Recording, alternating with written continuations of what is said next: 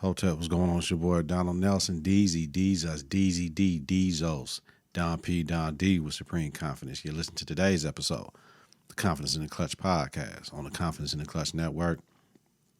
Whether it's a game of basketball or the game of life, gotta have confidence in the clutch. Practice makes confidence, pressure makes diamonds. Stay sucker free. Keep it a buck like Milwaukee. I am no IP. Stay walker, get out, gold, ball, or bust. Can't fit in when you're standing out. Last year was about branding. This one about expanding. Colorism is dead. Black is black. Every disagreement is not a fight. You get to make the decisions, but you don't get to decide the consequences. Everyone is entitled to their own opinion, but not their own facts. No shine without the grind. I work for myself, so I guess I work for a boss. You buy once, you cry once. The chief creator of content. Don't sink the ship just because you ain't the captain. If it doesn't fit, make it fit. Didn't reinvent the wheel, just a better design. Get your confidence together, get your clutch together, all black with a little bit of gold. Let me show y'all confidence in the clutch roll. Deezy Did. Support your own black-owned media. Listen to and follow the network on various platforms. Confidence in the Klutch.podbean.com, wherever you listen to your podcast. Search Confidence in the Klutch. Follow, share, rate, and review is important. Follow us on Twitter and Instagram at K&K. Visit us on Facebook at Confidence in the Klutch. Coming up, we're talking about, sadly, life accused as a teacher, life accused as a basketball coach. We back in the gym, baby. Chet Holmgren injury, Pat Bev to the leg show, Serena the GOAT, and Hov Did. Like always, bring you quality content with strong opinions and facts. Confidence in the Klutch. We are fear more than love and never hated y'all. Come ride me for a minute, man. Confidence starts right now. 3, 2, 1. Confidence on 3 and the Klutch on 6. 1, 2, 3. Confidence. 4, 5, 6. In the Klutch. Yo, how we doing, y'all? Hope y'all had a good, constructive week. Hopefully you made a good week on purpose. Made a great week on purpose, man. I'm going to be in and out like a robbery today because talking for this, as I do with no co-host, is going to be painful. My jaw's hurting. I had oral surgery yesterday.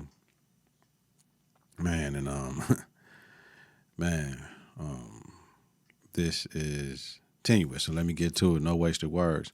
Jumping right into it, y'all. Life accused as a teacher, part 41. Which is life accused, right? How about that? Life accused. Shit, as a teacher, basketball coach, hopefully never as a father, though, all right? All right, let's do it, y'all. First off, summer break, I went straight to Tulsa after a day off, 2 days off, right? Work there in the summertime. It's a blessing always to work there. You got every school district, every school has their issues. Every school has their set of knuckleheads, and every school has their wins. It's always good to be working in Tulsa, particularly at the school I work at, especially with the people I work with, the people I work for and work with. So it's always a good thing. I threw the basketball coach in because improvement season. I don't call it the off season. I call it an improvement season. And shout out to the coach at Tulsa, where I was at. Stole that from her. She called it the off season improvement season. Girls came to the gym. I had enough that wanted to work on their game, getting on the shooting machine, doing everything. We did a lot of shooting, put a lot of shots up. The girls had a lot of makes. The only thing is we can't sustain it because I only get them 5 days in the off season, and that's in the month of July. Every other thing has to be an open gym with no instruction. Before I got out the game, we had the girls from the last day of school to the first day of the new school year, and we were able to do damage. So for now, I'm back at MPS, Master's Plantation System for now. It wasn't enough break time for me from leaving Tulsa, which was 2 weeks to go back to MPS, but that's what I had to do. Here we go.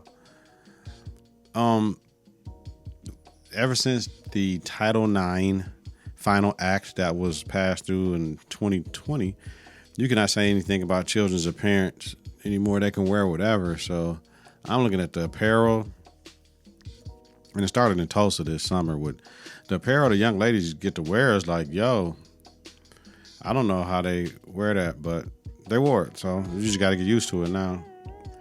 The spelling of the names, like, and I had one issue, this brother got mad at me, like, dog, I cannot pronounce your name. What you want me to call you, my mind is saying something else. And I told him, hey, man, I'm just going to call you the first two letters of your name. Like, you know what I'm saying? Like, it is what it is, though. But it'd be a whole big to do about they names, man. And I be wanting to tell them, man, I wasn't there when you were a drunk auntie help your mama spell that motherfucker, man. For real. I wasn't there, dog. I wasn't there, cuz. Because I try to phonetically spell names. I phonetically sound them out, G. So that's how I can't. I can't. The request, I get to stay. Because I've only been to 3 buildings. And so far, I mean, they want me to stay. Like, yo, we got this, we got that, we got this. You don't want to stay? Like, man, I got to get back to the mothership. See, I'm finally back at the mothership right now. So I like it over there. They love me over there. So, but even if I was at the one of my former places I used to coach at, and I mean, I'm talking to the children as a freshman health class, and just telling them things about I know it's hard or overwhelming. Told them my rule for studying: if you got an A, keep on doing what you're doing. If you got a B, go ahead and take a half an hour, a C, an hour, a D, an hour and a half. You got a U, it's on you. You got that grade. Told them everybody starts with an A in class, so it's on you to go ahead and do what you need to do to make sure your grades are on deck. I mean, I got rounds of applause, y'all. Felt good for a brother, though. You know what I mean? But I seen somebody with 3 last names, so I don't know if that was like, we're going to take my matriarchal and patriarchal name and your name and add them together. I don't know if it's the mama's name, the daddy name, and the stepfather name. That was very intriguing. I sure didn't ask. There was an issue at one school where he said, white boy called me a nigga. And then he's like, white boy, I'm mixed. So, you know what I'm saying? That was a situation. Like, that's not funny, but it's funny because you talking about white boy, and he's like, I'm mixed, dog. What you talking about? I ain't no white boy. Like, I'm a nigga too. Like, it's crazy. Because he was going off crazy on him. White boy this. This K3 boy was walking through the hall, and he gave me the double bird unprovoked, just like, bah, like just doing it to everybody. Like, yo, gave it to me twice. Like, crazy. I can't believe we're doing lotteries for teams now. Like, kids ain't got to try out no more. Like, we're doing a lottery for teams now, y'all? We're doing lotteries. We're going to put your name in, and we're going to put a name. We got limited spots in this. Oh, hell no. Yeah, come on now. 4th and 5th grade volleyball lottery teams? Yeah. I asked a girl to not sit on a desk where a college and career center, the college and career coordinator was sitting, right? And she was fussing to move, like really fussing to move, and went straight with the attitude when I asked her if she sit on her mama's kitchen or dining room table. And so I had to call her over. I said, yo, you telling me what you ain't gonna do in front of another like that? So I'm talking to her. I'm like, yo, it's rude for an adult to be working and your back and butt is in her face. Like, come on. But you know what I'm saying? She's telling me, well, I ain't gonna. And then today, so I had to take this class, right? Because I was like 3 different teachers today, right, throughout the day.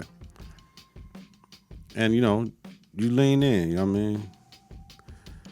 They were doing testing, and some students weren't able to be in testing until their resource teacher got back. I was the resource teacher just on the schedule. I had space in the room. I bring them in, middle school cats in the high school classroom. So I'm asking them to be quiet. Just let me take attendance. It makes it bad. I had all these kids earlier today, first hour. They know how I've been getting down. Let me take attendance, then y'all can do whatever y'all need to do. Y'all don't want to do no work. There's nothing I can do to twist your arm. I'm giving you the information. I'm helping you. I'm trying to set my best foot forward with y'all. Dog gonna tell me, I asked him to move after all the shit. He gonna tell me, shut the fuck up talking to him. Really? So I'm like, who are you talking to? All I did was ask you to move. Come on, man. Why you gotta talk? Then he said something like, call me a bitch or something. I'm like, man, you got to get out, cuz. All I did is ask you to move, fam. Because I was walking to him when he sat down, like, dog, why you going to tell me you shut the fuck up? I was just asking you something simple to do, man. What's up with all that? Show the bitch, but he's steady moving away from me, right? So he went in the hallway and he called me another bitch, and safety called him or whatever. He came back and apologized. I had to tell him something about some hood shit though. Like, yo, if I was walking down Center Street, cuz, you put your head down and walk around me, cuz, like, chill out. I said, and this is why young cats, man, be getting smoked. Y'all can't be talking to adults like that, man. We in these wars, you can't do that. And you better be glad that nobody else hear him in the building, because I got love in them streets. It's crazy. This is after 13 days, y'all. But these are good schools, so you know how it is, though. Kids want to come back test, and they got negative things going on. It's all good, though. All right, let's move on. Chet Holmgren. Now, I don't know how y'all feel about it, but me being a basketball coach, I know, we done talked about it. I mean, y'all know how I do, how I go. When I be gone, I still want to get my things off. And I don't like talking about shit that happened a week ago and all that, but stuff happens when I'm away. So I just bring it back because I just don't talk about sports. I talk about politics. I talk about music. I talk about fashion. I talk about technology, whatever I want to talk about. It's my show. So you don't like it, you can fast forward. All right. The Chet Holmgren injury, that shit can happen anywhere. As a coach, it feels better if it happens in your facility, but it's terrible for the athlete either way. Players are going to play. You can't stop them from playing, and we want players to play. We want players to train. You can injure yourself getting out of bed in the morning, like if your body's not ready and you take that one step and twist something or tear something, break something. You can go down the steps the wrong way. You can slip on anything. There's a lot of things. You can get out the car wrong. You can hurt yourself anywhere, right? You know, any simple daily activity, you can hurt yourself, man. So this brings me to a big thing that I got to deal with coaching with Fall League, right? Fall League is right before the season. Now, I want the girls to do a fall sport, so it's volleyball, golf, cross country. Me personally, I'd rather them do cross country because they're getting in shape without having to get in shape in mandatory running sessions with the captains. And they're going to get that competitive spirit like, oh, I'm going to run. I'm going to try to win now. But if not, them winning in their time is going to help the school perform better for the runners on the cross-country team. It's a win-win. One thing you have to worry about cross-country, if they're not taking care of themselves, are shin splints, though. I had a girl who ran cross-country, had shin splints her whole senior year, and she didn't perform as well as she wanted to, but we didn't make it to state that year. So it happens, right? I've had in Fall League girls that has gotten injured playing in just a random Fall League with a random group of girls diving for a ball in October, and the season started in the 2 weeks, and she like missed damn near the whole season, her senior season, and that was the guard we needed. So I don't know where I'm at with it right now. The player's gonna play, right? I just know I can't hold myself. This is what I do know. If I let them, if I support the Fall League movement, I got to take myself out of anything happening. Like if you wouldn't have let them play, they wouldn't have got hurt because they're gonna play anyway. They can get hurt doing other things, but getting them ready to play and gelling and preseason stuff, I might have to allow it this year, even though it's against my better judgment. I mean, that's in the past though. Right now it's a little bit different though. Let me know in the comments what y'all think, man. Shout out to Chet Holmgren. But what I was hearing is that he could come back from this injury, and they didn't say he's out indefinitely. They said he's out for the season. So I don't know if this was a ploy to tank, and I don't know if this is a ploy to get him stronger for the NBA game.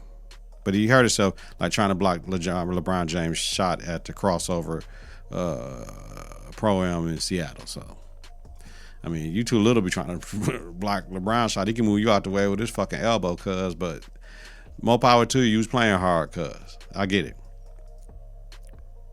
While we're talking about more NBA, let's talk about Pat Bev to the Lakers. And let me know for real in the comments what y'all think about Fall League. Should I promote it or not, man? I've been against it.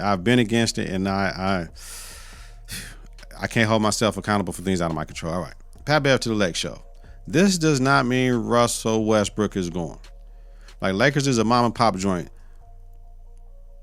they're not going to pay Russell Westbrook to sit down for Pat Bev to come in and run the show. I don't think people know basketball. Anyway, the Lakers had injuries last year. That's why they weren't as good. AD was out a lot. Brian missed a few games. And we let our depth go. KCP gone. Kuz gone. We let what's my man in Chicago? Y'all know the shooter defender. We let him go, right? So our depth was gone. They're gonna play better as long as AD is not hurt. As long as nobody get hurt. We know injuries destroy any team, y'all. But the thing with the Westbrook shit is if any team trades for him, they want to buy him out, and he wants all of his cheese. He's not taking the pay cut. He might not get to John Wall where y'all can buy me out for 43 and I just sign for the 6 to make it make sense.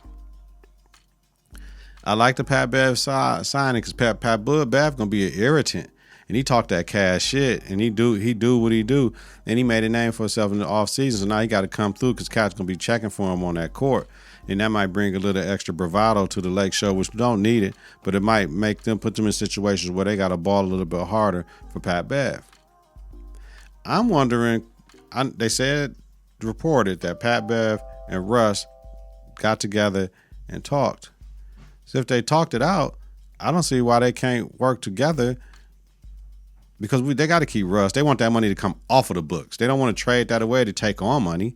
They want that money to come off the books, but they're not giving up 2 first-round picks with Russ for like that Indiana package with Buddy Hield and my center guy. Like, we might as well roll what we got as long as we good, and that's it, man. Like, I know we wasting LeBron last year's, but we wasted tons of Kobe's last year's. Like, next year, we might be able to make some real shit happen because only AD and Brian going to be on roster. Let me know what y'all think. Serena the GOAT, man. I'm almost done, y'all, too. My mouth is hurting. Man. This surgery is a motherfucker. Serena the GOAT, y'all. Evolving, right? So I watched Monday's match. She killed. She looked really good at that match. Really good. She played her butt off. I'm not, you play to your competition. You got to destroy your competition no matter who they are if you're that good. Serena's done won 23 majors, never went for the Grand Slam as winning them all in one season, but she went for the Serena Slam, holding all 4 titles at once. She did that shit twice. Her overall contribution to the game of tennis, she's a GOAT. She's a GOAT. You can't. And we could be talking about male or female, but we talking about all these old ass tournaments that, Margaret Court won in Australia when, she won like 11 down there. If I remember hearing on First Take, she won like 11, but that's when they said that's when cats weren't even going down to Australia. So I get it. Steffi Graf, Chris Evert, Martina Navratilova. Now, Martina Navratilova was always my favorite woman tennis player, and then it was Yvonne Lindo for the man. You know what I mean? Both of them German, but it would take a few years for Serena to be gone from the game for everyone to realize her greatness. Like Serena Slam, people are gonna start calling that shit the Serena Slam. You know what I'm saying? I mean, she had 4 decades of greatness: 90s, 2000s, the 10s, and now the 20s. Like, she's participated in all 4 decades. That's 40 years. You know what I mean? If you put them in decades, but she's participated in 20-some years in 20 plus in 4 different decades. Black woman from Compton, man. Pop said, y'all gonna do something new. All the things that had to happen, all the ridicule, her and her sister. Shout out to Venus, who came before Serena and had success before Serena. They went through a lot to get to the ranks they are. We know that tennis is a white, rich, suburban sport. Like, you got to be able to get in these tournaments. You got to be able to get the rackets. You got to be able to do everything. And they went out and competed. Before, they used to talk about the girls. They grunt and all this stuff. And Serena's outfits and she looks too muscular and all this shit. Is she on steroids? They did everything to that woman, and she persevered. You know what I'm saying? Crip walking at the Olympics, you know what I'm saying? Fucking Mad Rat Cats had Drake had Common for a minute. At the Common called Drake, you a hoe ass nigga, like just talking crazy to him, you know what I'm saying? So Shout out to Serena, man. I like the ceremony they gave her, whether win or lose on Monday. And I know, because I'm going straight to watch it right now when I get done with this podcast, that people are like, yo, man, they was trying to say she was going to lose or whatever. No, they just want to give her roses on that first night. Like, give it to her. Why? We ain't going to wait. We ain't going to wait. We ain't got to bring her. She here now. We give you your shit today. Never put off for tomorrow what you can accomplish today. We're going to do it today, y'all. She the GOAT, man. She the GOAT tennis player. Shout out to Serena and all her endeavors. She's going to be a venture capitalist. I'm sure she says she invests in a lot of people, man. So I'm all good with Serena, man. She the GOAT, though. Hov did. I ain't talking about it. But what I will say is all them brothers did their thing on that verse. Rick Ross set up to play. Weezy ran into execution. And Jay-Z slammed that motherfucker home. It is what it is. He rapped for 4 minutes. Ain't nothing you can do about that shit. Hov rapped for 4 minutes. You know what I mean?